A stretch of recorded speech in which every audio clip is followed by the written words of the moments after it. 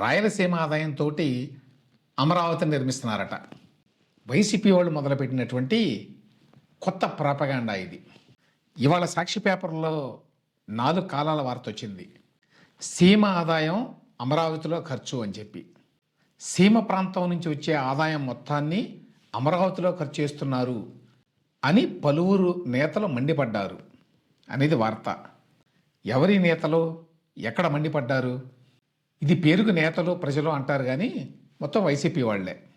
Nandyal YCP అధ్యక్షుడు కాటసాని రాంభూపాల్ రెడ్డి ఆధ్వర్యంలో రాయలసీమ ప్రాజెక్టులు సమాలోచనలు పేరుతోటి నంద్యాలలో నిన్న ఒక సమావేశం జరిగింది.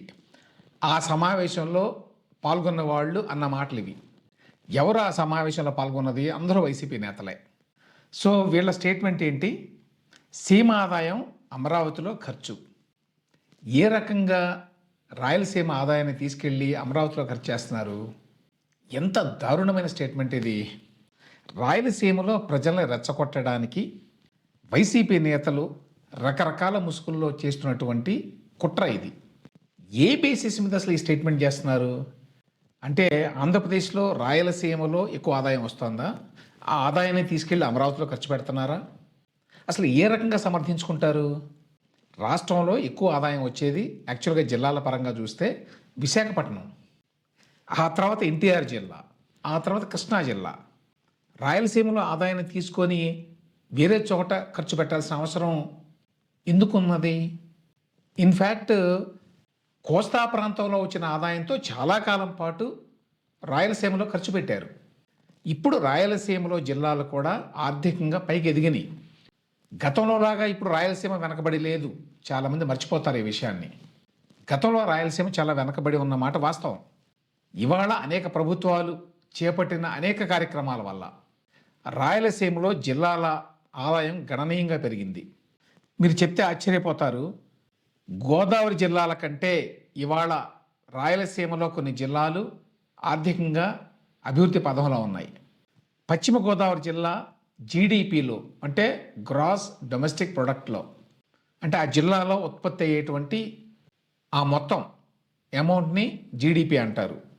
ఆ జీడిపిలో పశ్చిమ గోదావరి జిల్లా కంటే, తూర్పు గోదావరి జిల్లా కంటే, కాకినాడ జిల్లా కంటే, గుంటూరు జిల్లా కంటే, నెల్లూరు జిల్లా కంటే, ఏలూరు జిల్లా కంటే తిరుపతి పైన ఉంది. తిరుపతి జిల్లా అది గమనించాల్సిన విషయం. ఇవాళ మధ్య కోస్తా ప్రాంతం వెనకబడింది యాక్చువల్గా పరిశ్రమ లేకపోవడం వల్ల. తిరుపతి ఎందుకు పైన ఉంది? బోల్డని పరిశ్రమలు వచ్చాయి కాబట్టి అక్కడ. కాబట్టి రాయలసీమ వెనకబడింది అనే మాట ఒకటి అబద్ధం. రెండవది, రాయలసీమలో వచ్చిన ఆదాయంతో అమరావతిని కడుతున్నారు అనే స్టేట్మెంటు ఏ ప్రాతిపదికన చేశారు? అమరావతిని ఎలా కడుతున్నారు అందరికీ తెలుసు. అమరావతి కోసం బడ్జెట్లో నుంచి కాకుండా విడిగా అప్పులు తీసుకొని కడుతున్నారు. అసలు రాష్ట్రంలో ఏ ప్రాంతం నుంచి కూడా డబ్బులు తీసుకోవడం లేదు అమరావతి కోసం. ఈవెన్ దో అమరావతి అనేది రాష్ట్రం కోసం, రాజధాని అనేది రాష్ట్రం మొత్తానికి, అయినా కూడా రాష్ట్రంలో ఏ జిల్లా నుంచి ఏ ప్రాంతం నుంచి డబ్బులు తీసుకోవడం వల్ల విడిగా అప్పులు తీసుకున్నారు. ఆ అప్పులకి కేంద్ర ప్రభుత్వం గ్యారంటీ ఇస్తోంది, రాష్ట్ర ప్రభుత్వం కూడా కాదు. అప్పులు తెచ్చి కడుతున్నారు అని చెప్పి మళ్ళీ వాళ్ళే అంటారు. ఇన్ఫ్యాక్ట్ ఇవాళ మరొక వార్త వచ్చింది సాక్షిలో. అమరావతి సమంజసమా, సాధ్యమా చర్చ జరగాలట. ఏంటి చర్చ జరిగేది? అమరావతిని రాజధానిగా ప్రకటించారు, పార్లమెంట్లో చట్టం చేశారు, గెజెట్ నోటిఫికేషన్ వచ్చింది, ప్రెసిడెంట్ ఆఫ్ ఇండియా సంతకంతో, కేంద్ర ప్రభుత్వం మద్దతుతోటి 50,000 కోట్ల రూపాయల అప్పులు వచ్చినాయి.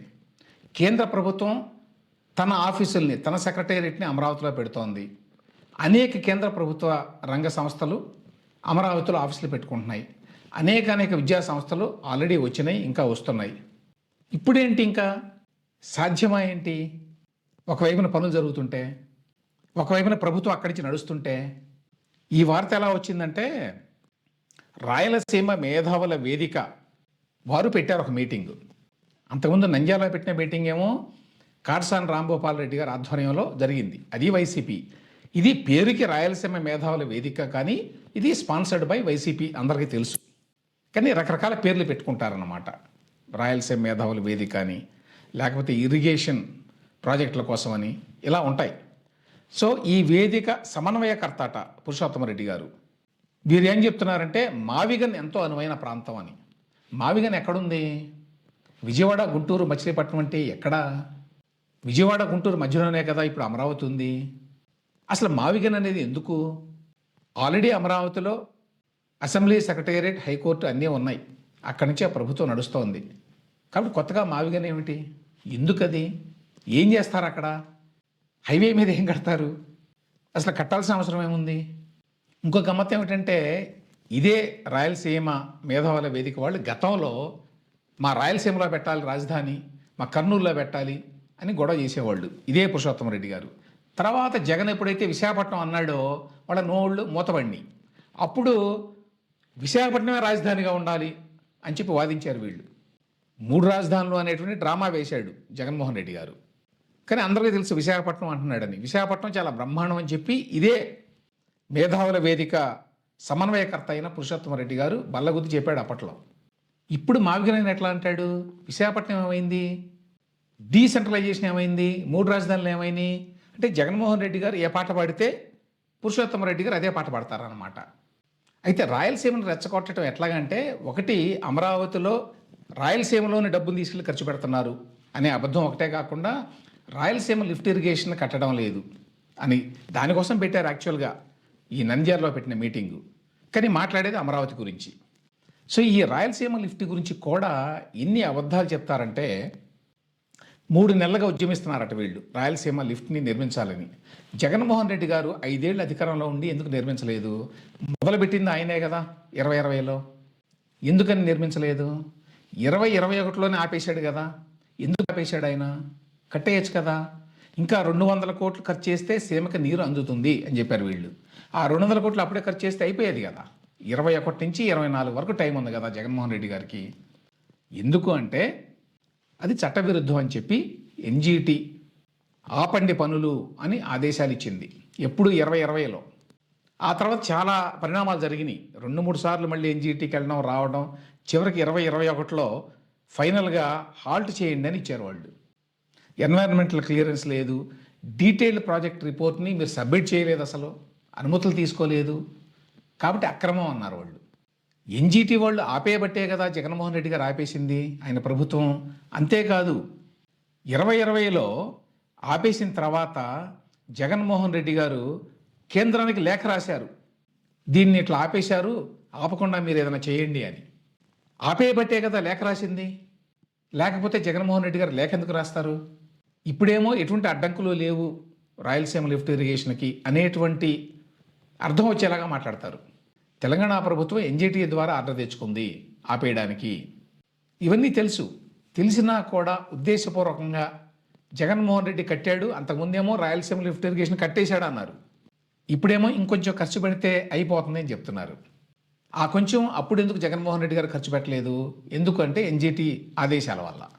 ఇప్పుడు అదే కంటిన్యూ అవుతుంది. కానీ రాయలసీమ లిఫ్ట్ ఇరిగేషన్ పేరుతోటి ఒకవైపున రాయలసీమ ప్రజలను రెచ్చగొట్టడం, ఇంకా ఒక అడుగు ముందుకేసి రాయలసీమ డబ్బుని తీసుకెళ్లి అమరావతిలో ఖర్చు పెడుతున్నారు అనేటువంటి ఒక పచ్చి అబద్ధాన్ని ప్రచారం చేయటం ప్రస్తుతం వైసీపీ చేస్తున్నటువంటి పని.